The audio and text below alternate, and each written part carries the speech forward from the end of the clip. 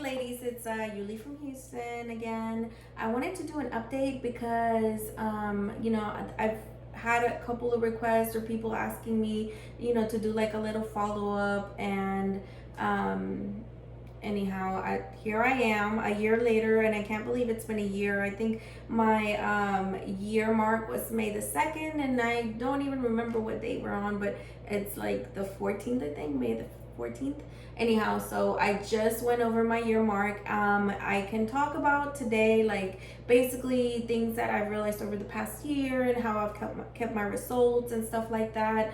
And I'm sorry for the background. I'm again in my restroom because my actual room is getting remodeled, and I find like it's almost done, but I need all the little touches. So anyway, I don't really have anywhere else to sit and do this video without having like my family kind of interrupt. So anyhow, here I am. Let me show you guys what I'm looking like right now.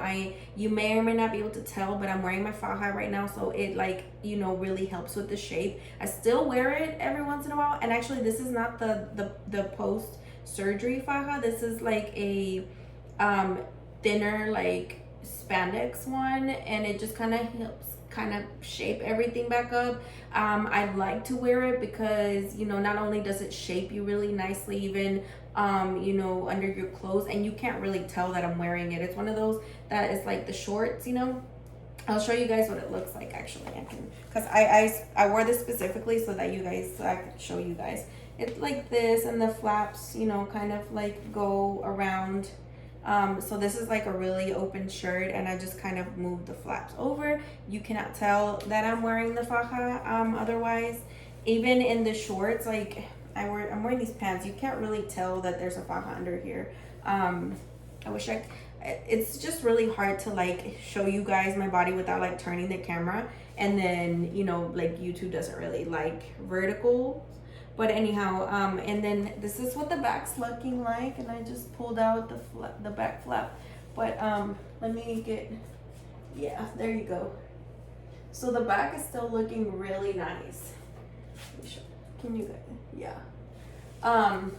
What I've struggled with over the past year, honestly, has really just been like keeping the weight down. I did gain about 6-ish pounds on average. Like I kind of go back and forth, and I think it's mostly because I struggled with alcohol. Like I eat pretty good. I am a pescatarian, so I only eat seafood and anything that's like vegetables. So most of the time I eat vegetarian because it gets boring to eat like shrimp or salmon or whatever every day. So I kind of alternate it. When I don't eat fish or shrimp or whatever, I eat vegetarian. So I eat pretty clean, but my problem is like 2 or 3 months after the surgery, I went with my family for a wedding to Mexico, and I started drinking again. And you will not believe, like when you don't have anything going on in your body, like you can't really tell how much you swell from alcohol, but like when you are sore and your body's still healing, like any little swelling I could feel. I mean, if I ate crawfish, which has a lot of sodium, I was like the next day. If I drank the next day, like I could feel it in my faja how swollen I was. Like I wasn't helping my body recover any faster. So long story short, like I did cut down on the salt. Pineapple really helps with swelling. Like you can tell, like it's one of those things that once you have the surgery, you can just tell what's happening you get very in tune with your body, I guess is what I'm trying to say. Because I could just I would eat pineapple, and the next day I felt like bloop, like I was just it was, so pineapple really works. And I heard that papaya does too, but I'm not much of a papaya person. I definitely love pineapple, so like that was my go-to. But yeah, so once I started drinking, like there was no stopping me, because then too, that's we started like coming out of the pandemic, and so it was more social events and stuff happening. And then I have like a friend who loves to have us drink. Like, she doesn't drink anymore, so she like lives vicariously through us. And like, so there was plenty of times, and like I was drinking like every weekend, empty calories, and then like get a wine, and drink it during the week, like after work or happy hours, because I'm in corporate America, we always have those.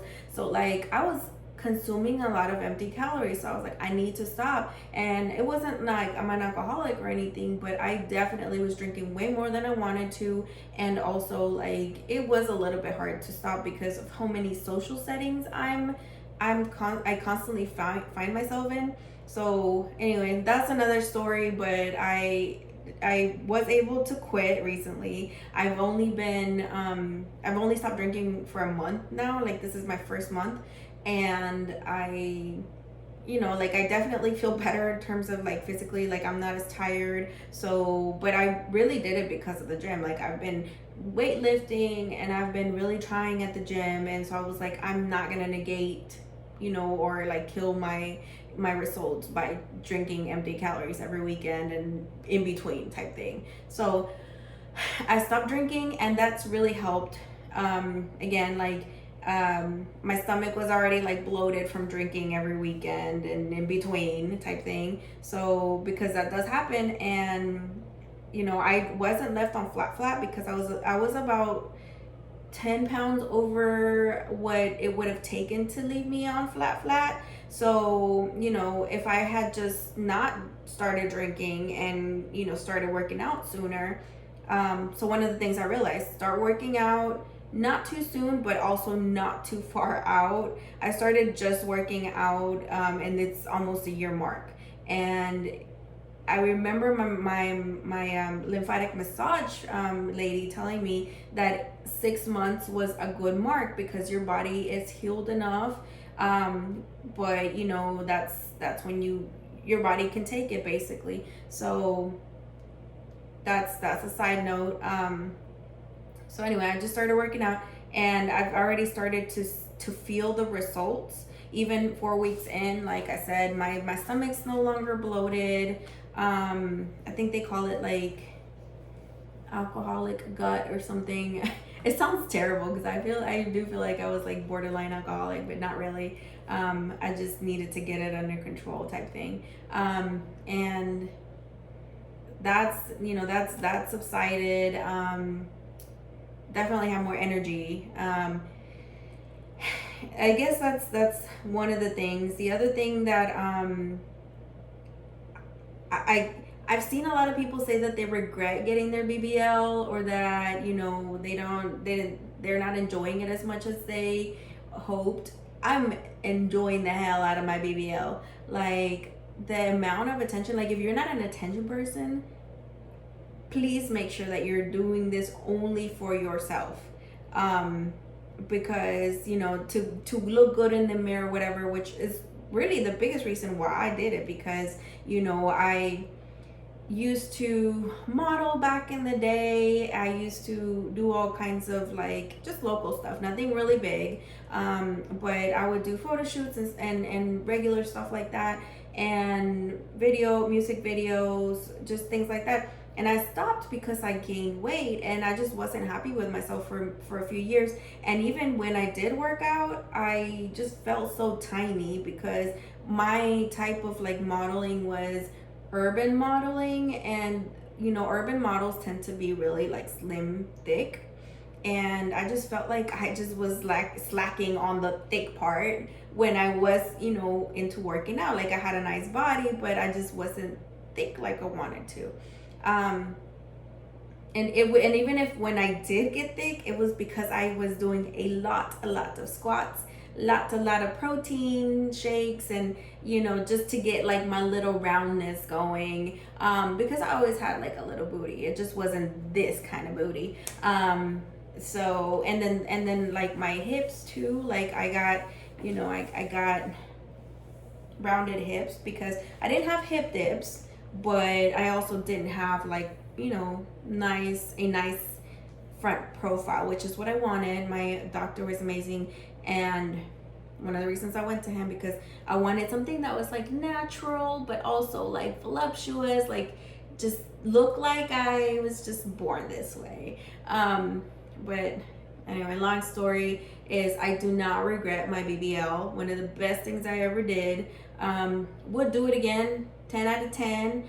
Now, the only thing I do regret is the price tag. But I can do a video, to let you guys know how I paid for my BBL and, kind of how, like, the options that I had and how I navigated through it. And yeah, I mean, I actually paid off my mom's surgery before mine, and my motivation to pay her surgery off was that so I could get mine done. And I paid off about $11,000, 10 or 11,000, I remember, in a year. Like, if I put the same effort into paying off my BBL today, because it's on credit, right? So I'm still paying for it. I could definitely probably pay it off within a year if I put in the same effort, but I just don't have the motivation anymore because I'm like, I already got the body, like, I'll just pay it off when I pay it off. But I can definitely do a video on that.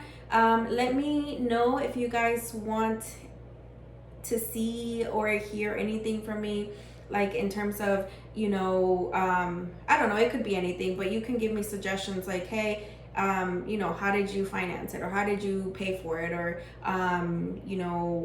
what are the exercises that you're doing, or just like, whatever, what are the main differences that you've noticed, diet wise, or like if you just want me to give you a rundown of like day of BBL and the week after, like, I'm more than happy to do that, because I actually made detailed notes. My intention is to actually write a book on everything to know about BBL, because when I was going through this BBL, like, I just did not, I could not find a book that was tailored to regular women. Like, it was, everything that I found was like doctor written and for other doctors, so it was very like technical, very medical, and I was like, that's not what I want. I want to read about like what to know, because there was a lot of things that even after all the research and watching all the YouTube videos, there was a lot of things that I realized I did not know. Like, one small example before I cut this video off, because I don't have too much memory going on here in this phone, but one small example is, like, I was so weak I couldn't eat, and I didn't realize that you weren't going to be able to eat. And I don't have a weak stomach. I just could not eat for almost 4 days. And I was really, really weak. Like, I had the biggest headache and this and that. So it was my lymphatic massage therapist. She's the one that kind of like really helped me out, because every time that something was wrong with me, she was like, oh, why don't you try this? And so she told me to take protein, there's an actual post-surgery protein. And I was like, that's crazy, because I went and bought out just a regular protein drink, and lo and behold, headache went away. I regained my strength. I was able to eat the next day. But I was like dying for 3 days, not realizing a protein shake would do it. Like, and that's probably common sense. But at that point in time, I was like, I'm dying. Like, you really do not feel good that first week. It's not fun, but totally worth it. So let me know what you guys want to hear from me. I guess you can leave suggestions below if you have any questions. I usually try to answer my comments as soon as I can. So thank you, and talk to you guys later.